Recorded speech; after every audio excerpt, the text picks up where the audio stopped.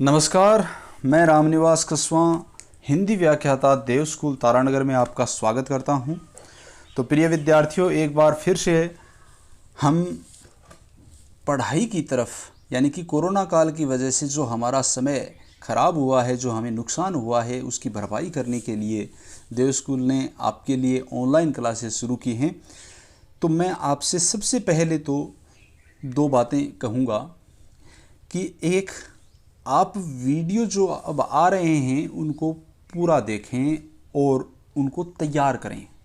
अगर कोई समस्या है, कोई डाउट है, तो उससे संबंधित आप ऐप में डाउट क्लियर ऑप्शन के अंदर जाकर के अपना कमेंट रखें। अगर वहाँ से आपको कोई समस्या आ रही है, नहीं हो पा रहा है आपसे, तो आप डायरेक्टली व्हाट्सएप मैसेज के ज़रिए, जैसे कि मैंने ऊपर व्हाट्सएप नंबर दे रखे हैं, तो यहाँ भी आप अपना डाउट क्लियर कर सकते हैं। दूसरी बात, स्कूल के नंबर आपके पास हैं, वहाँ से आप डाउट क्लियरिंग कर सकते हैं। तो ज़रूरी है कि आप हर एक टॉपिक को पूर्णतः क्लियर करके चलें। यह नहीं कि वीडियो देख लिया, चलो फॉर्मेलिटी हो गई, नहीं। तो काफ़ी नुकसान हुआ है पीछे, इसी की हम भरपाई करेंगे अब। तो सबसे पहले मैं आपको बता दूं, हम शुरू करने जा रहे हैं 12वीं साइंस और आर्ट में अनिवार्य हिंदी के अंदर हिंदी व्याकरण। और व्याकरण का पहला टॉपिक रहेगा अपना अलंकार। ठीक है, अलंकार क्या है? देखिए, अलंकार जो है वो अलम और कार, इन दो शब्दों के योग से बना है। यानी कि अलंकार में ये दो शब्द हैं जिनका संयोग होता है अलम धन कार, अलम और कार, जिसमें अलम का तो अर्थ हुआ भूषण। क्या अर्थ हुआ? भूषण। अलम यानी भूषण, इसको आप ये कह सकते हो।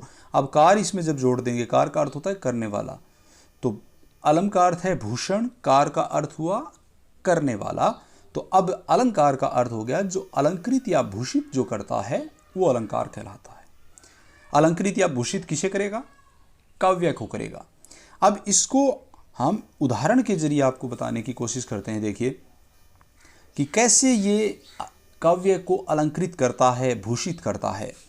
देखिए, कोई स्त्री है, महिला है, उस स्त्री पर अगर हम आभूषण जड़ देते हैं या किसी स्त्री को हम आभूषण पहना देते हैं, तो उसका जो नैसर्गिक सौंदर्य है, जो उसका प्राकृतिक सौंदर्य है, वो बढ़ जाता है। यानी कि कोई सुंदर स्त्री है, उसके ऊपर हम आभूषण जड़ देंगे तो उसका सौंदर्य दोगुना हो जाएगा, यानी कि बहुत ज़्यादा बढ़ जाता है। तो जिस प्रकार से स्त्री के ऊपर आभूषण जड़ने पर सुंदरता बढ़ती है, उसी प्रकार काव्य के अंदर अलंकार रखने पर क्या हो जाता है? काव्य की सुंदरता बढ़ जाती है। ठीक है, तो इस उदाहरण के जरिए आपने देखा कि अलंकार का काव्य में योगदान क्या है। अब देखिए, अलंकार जो है वो शोभाकारक धर्म है, यानी कि बाह्य धर्म है, आंतरिक धर्म नहीं है। ये बाहरी सुंदरता का एक गहना मान लीजिए आप, यानी कि बाहरी तौर पर सौंदर्य बढ़ाएगा। अब जैसे इसके महत्व की बात करें कि अलंकार का महत्व क्या होता है, तो उसके लिए मैं आपको बता दूं, एक महत्व तो ये है कि काव्य में रसात्मकता को बढ़ा देता है। ये काव्य में रस की अनुभूति, रस का जो आनंद है वो दोगुना कर देता है, बढ़ा देगा। दूसरा, अलंकार वाकई में वाणी के आभूषण होते हैं। यानी कि जिस प्रकार से क्षत्रिय के आभूषण सौंदर्य को बढ़ाते हैं, उसी प्रकार वाणी का जो आभूषण है, वाणी का जो गहना है, वो क्या है? अलंकार है। तो ये बात आप विशेषतः ध्यान रखें। वाणी का आभूषण किसे कहा गया है? वाणी का आभूषण अलंकार को कहा गया है। क्यों कहा गया है? इसके लिए आप स्त्री वाला उदाहरण ध्यान में रखें।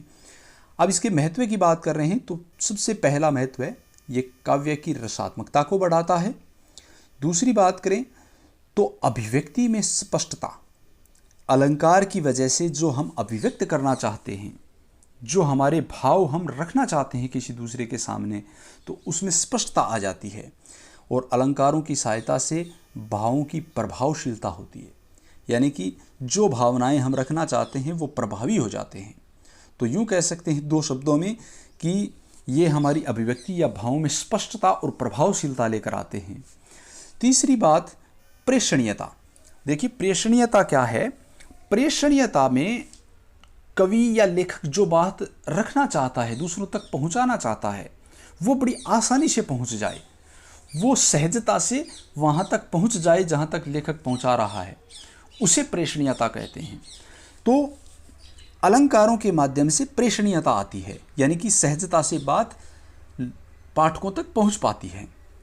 अब भाषा के सौंदर्य में बढ़ावा देती है। तो इस प्रकार से इसके 5 मुख्य आप महत्व मान सकते हैं कि काव्य की रसात्मकता बढ़ा देता है, अलंकार जो है वो अभिव्यक्ति में स्पष्टता देता है, भावों को प्रभावशील करता है, प्रेषणीयता का गुण इसमें आता है और भाषा में सौंदर्य की वृद्धि होती है। ठीक है, तो ये इसके 5 मुख्य तौर पर महत्व हैं। तो अगर बात करें कि काव्य में अगर हम रमणीयता यानी कि सुंदरता और चमत्कार लाने के लिए अलंकारों का प्रयोग करते हैं, ठीक है, यानी कि अलंकारों का प्रयोग काव्य में क्यों किया जाता है कि ऊपर जैसे कि महत्व बताया, अभिव्यक्ति अच्छे से स्पष्ट हो पाए, भाव प्रभावी हो पाएँ और प्रेषणीयता का गुण इसमें आ जाए, भाषा का सौंदर्य बढ़ जाए यानी कि रमणीयता आ जाए इसमें, और चमत्कारी रचना लगने लगे। इसीलिए हम अलंकारों का प्रयोग काव्य के अंतर्गत करते हैं। लेकिन आपको एक बात ये ध्यान रखना है हमेशा कि अलंकार जो हैं वो अनिवार्य नहीं होते, यानी कि अलंकारों का प्रयोग आप किसी कविता में करें ये अनिवार्यता नहीं है, बल्कि स्वाभाविक रूप से इसका प्रयोग आप कर सकते हैं, बाध्य नहीं है आप, अनिवार्य नहीं है ये कि आप अलंकारों का प्रयोग करोगे ही। बस हम करते क्यों हैं उसके लिए हमने ये महत्व देख लिए। तो विद्यार्थियों, ये बहुत ही महत्वपूर्ण प्रश्न है, आगे के कंपटीशन के ज़माने में भी ये काम आने वाली चीज़ें हैं कि अलंकार का क्या महत्व है, अलंकार को बाह्य शोभाकारक धर्म क्यों माना गया है। देखिए, बाह्य शोभाकारक धर्म इसीलिए माना गया है क्योंकि ये काव्य में अनिवार्य नहीं है, इसका प्रयोग हम रमणीयता और चमत्कार के लिए ही करते हैं, अभिव्यक्ति में स्पष्टता, भाव में प्रभावशीलता और प्रेषणीयता के लिए ही करते हैं, इसीलिए बाह्य शोभाकारक धर्म है। ठीक है, चलिए अब देखते हैं अलंकार के भेद क्या हैं। तो देखिए, अलंकार के मुख्य तौर पर 3 भेद माने गए हैं, लेकिन हमें 2 भेदों को ही समझना है, तीसरा भेद उन दोनों का मिक्स रूप होता है। ठीक है, सबसे पहले अलंकार का जो भेद आता है वो है शब्दालंकार। कौन सा? शब्दालंकार।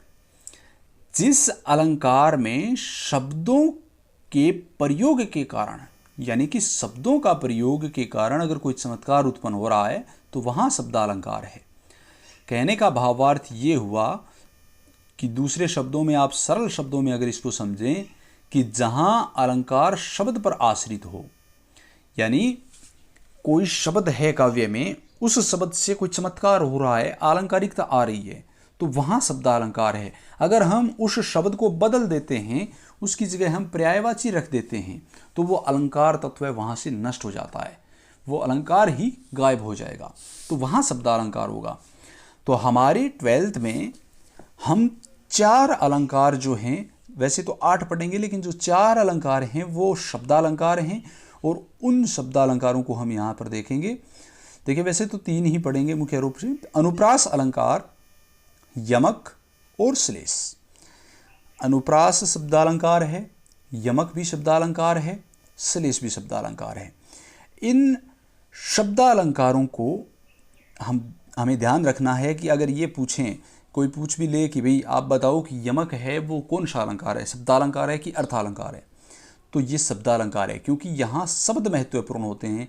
अगर शब्द को हम बदल देते हैं, उसकी जगह कोई पर्यायवाची रख देते हैं, तो वहाँ से अलंकार नष्ट हो जाता है, गायब हो जाता है, इसीलिए शब्दालंकार में आते हैं।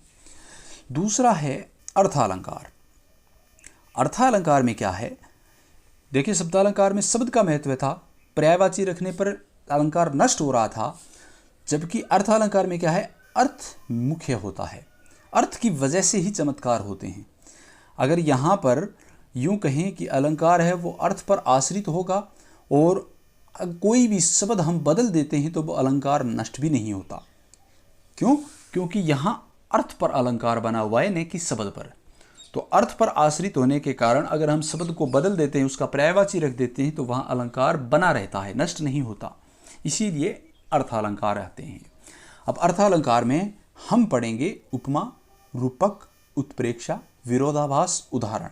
जो आपके ये 5 अलंकार हैं, ये पांचों अलंकार जो अंत के हैं वो अर्थालंकार हैं।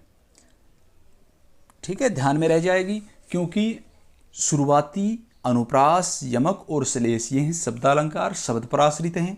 शब्द बदलने से वो नष्ट हो जाते हैं। अर्थालंकार में उपमा, रूपक, उत्प्रेक्षा, विरोधाभास, उदाहरण ये हैं। यहाँ पर आप पर्यायवाची भी रख देते हो तो अलंकार नष्ट नहीं होता। ठीक है, तो आज हम एक अलंकार पढ़ेंगे, शुरुआती अनुप्रास अलंकार।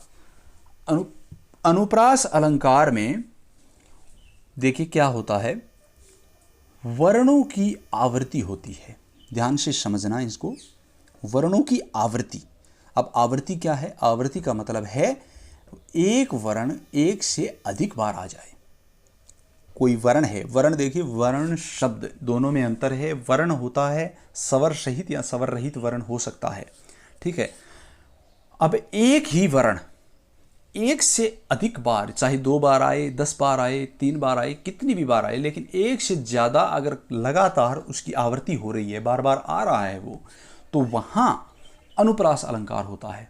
इसके बहुत सारे भेद हैं, लेकिन हमारे 12th क्लास में भेदों का कोई मायना नहीं है, भेद नहीं पूछे जाते कभी भी। तो इसीलिए आप भेदों के चक्कर में न फंसें, सीधे सीधे इसको समझने की कोशिश करें।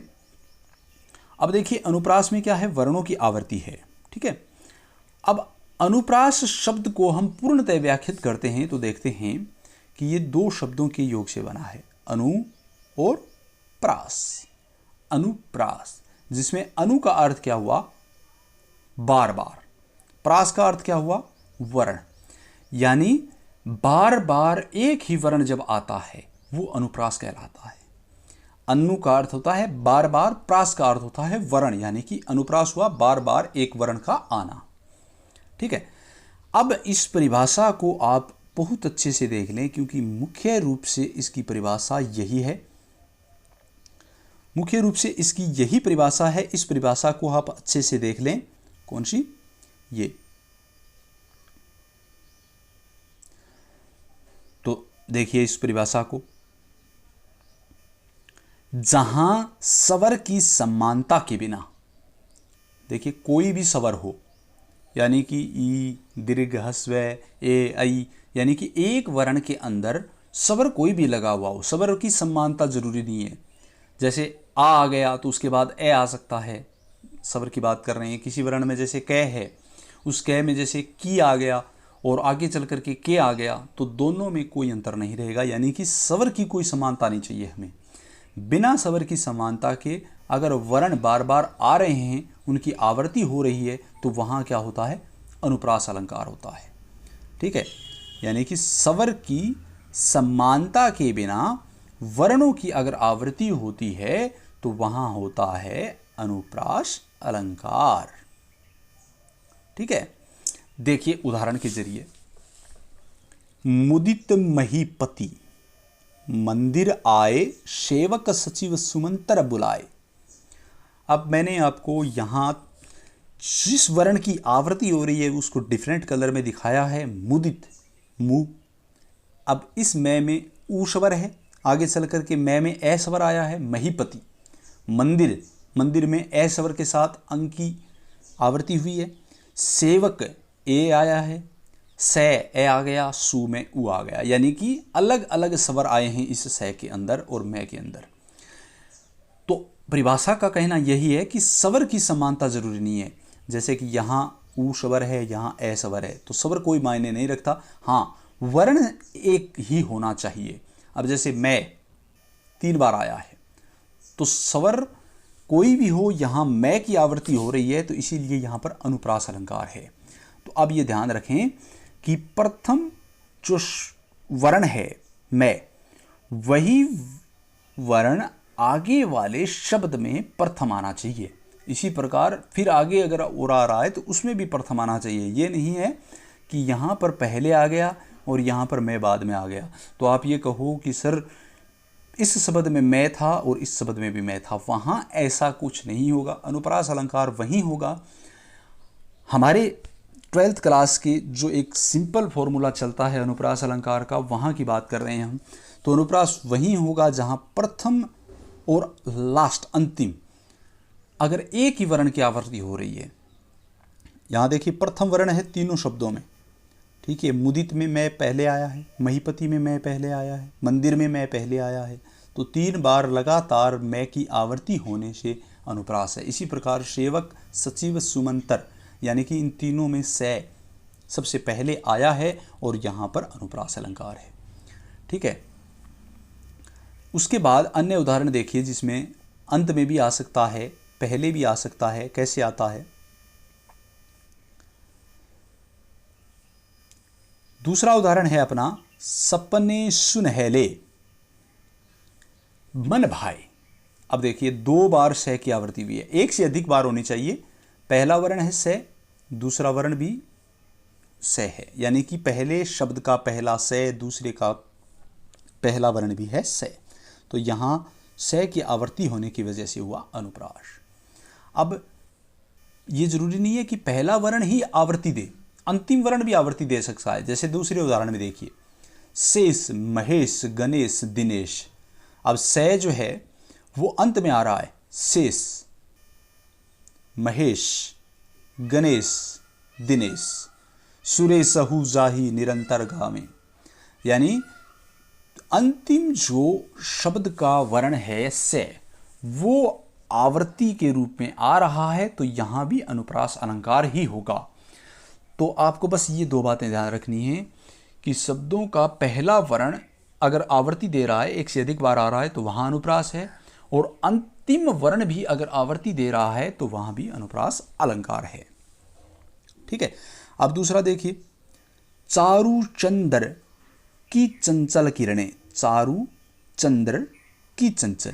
अब देखिए की, का, के, से, में, ये जो परसर्ग हैं यानी कि कारक चिन्ह हैं, उन कारक चिन्हों के बीच में आने से अलंकार का चमत्कार है वो नष्ट नहीं होता, यानी कि वहाँ अलंकार बना रहता है। तो परसर्गों का ज़्यादा महत्व नहीं रहेगा इसमें, परसर्गों को आपको इग्नोर करना है। तो चारु चंद्र चंचल, इन तीनों में च की आवृत्ति हुई। इसी प्रकार तरनी, तनुजा, तट, तमाल, तरुवर, बहु छाय। तरनी तय, तनुजा तय, तट तय, तमाल, तरुवर, यानी कि यहाँ तय की आवृत्ति हुई है 5 बार, तो यहाँ अनुप्रास है। इसी प्रकार रघुपति, राघव, राजा, राम, यानी कि इस पूरे सेंटेंस में, पूरे वाक्य में रे की आवृत्ति हो रही है, तो यहाँ अनुप्रास है। कन्हैया किसको कहेगा तू मैया। कन्हैया में कै, किसको कै, कहेगा कै, तो यहाँ भी अनुप्रास अलंकार है। तो देखिए आवृत्ति कितनी बार हो ये कोई महत्व नहीं है, 2 बार हो सकती है, 3 बार हो सकती है, 1 बार नहीं, 1 से अधिक बार। आवृत्ति तभी होती है जब 1 से अधिक बार वर्ण आता है, ठीक है। अब आपको कुछ वो उदाहरण जो हमेशा याद रहते हैं, जिनमें आपकी रुचि रहती है। हाँ, ऐसे उदाहरणों में क्यों नहीं रुचि रहेगी भाई। दफन दर्द दिल का, दर दर देता दुहाई। अब देखिए दफन, ये कोई गज़ल है, गज़ल की एक पंक्ति है। गज़ल वज़ल सुनते हो आप, तो उनमें अलंकार आदि निकाला करो। सीधे ही संगीत सुनते रहते हो, बस खोए रहते हो, ऐसा नहीं है। संगीत में भी अलंकार, तत्व, रस आदि होते हैं, तो उनको निकाल लिया करो, जिससे साहित्य की अनुभूति आपको होती रहेगी। तो दफन दे, दर्द दे, दिल दर दर देता दुहाई, ठीक है। तो यहाँ अनुप्रास है। अब अनुप्रास में आपको कक्षाओं में जैसे बताया जाता है कि 2 बार अगर एक ही शब्द की आवृत्ति हो जाती है, जैसे दर दर की हो रही है, ठीक है, और दोनों शब्दों का, जैसे इस दर का और इस दर का, दोनों का अर्थ भी क्या हो, समान हो, तो वहाँ भी अनुप्रास अलंकार का जो एक दूसरा पार्ट चलता है पुनरुक्ति प्रकाश, वो पुनरुक्ति प्रकाश अलंकार होता है। तो अगर आपको इस लाइन में ये पूछ ले कि इसमें कौन से अलंकार हैं, तो इसमें 2 अलंकारों को हम नाम देंगे, एक अनुप्रास, दूसरा दर दर 2 बार आ गया, लगातार आ गया, और दोनों ही बार इसका अर्थ भी क्या है, एक रहेगा, तो यहाँ है पुनरुक्ति प्रकाश अलंकार, ठीक है। अब आप बिहारी वाले पाठ में ये दोहा पढ़ोगे जो काफ़ी ज़्यादा प्रसिद्ध है अनुप्रास अलंकार के नज़रिए से, यानी कि अनुप्रास का सबसे शानदार उदाहरण आपको ये बिहारी जी इसमें दे रहे हैं। कहत नटत रिजत खिजत मिलत खिलत लजियात। अब देखिए तय की आवृत्ति जो बार बार हो रही है वो एक संगीत पैदा कर रही है, एक झंकार लेकर आती है काव्य के अंदर। तो ये भी अपने आप में है, जिसमें भूषण के पाठ वाले में आप देखोगे कि संगीतमक जो संगीतात्मकता है वो क्या है, तो उसका विशेष है जो मैं एक्स्ट्रा में अभी आपको बता रहा हूँ कि अनुप्रास जो अलंकार है वो संगीत पैदा करने में सबसे अग्रणी अलंकारों में आता है, संगीतात्मकता लेकर आता है, झंकार लेकर आता है। तो देखिए आप इसको लगातार पढ़ के देखिए, अगर झंकार और संगीत पैदा नहीं हो तो कहत नटत रिजत खिजत मिलत खिलत लजियात। अब तय की आवृत्ति होने से अंत में एक ध्वनि, एक साउंड यानी कि झंकार आ रहा है, संगीतमय हो रही है कविता। तो ये सबसे बड़ा लक्षण है जो भूषण वाले में आप पढ़ोगे, एल फैल खलक में गैल गैल, मतलब अंत में जो लय की आवृत्ति है, एक जैसे साउंडों की आवृत्ति है, उससे काव्य में जो सौंदर्य है वो और ज़्यादा बढ़ जाता है। तो अनुप्रास अलंकार का कितना महत्व हुआ देखिए। तो कल हम देखेंगे यमक और श्लेष अलंकार। वीडियो को देखने के बाद अगर अनुप्रास अलंकार में आपके कोई भी प्रकार की समस्या है, कोई भी डाउट है, तो वो आप ऊपर व्हाट्सएप नंबर दिए हुए हैं, वहाँ से इसको क्लियर करें और डाउट न रखें। ठीक है, धन्यवाद।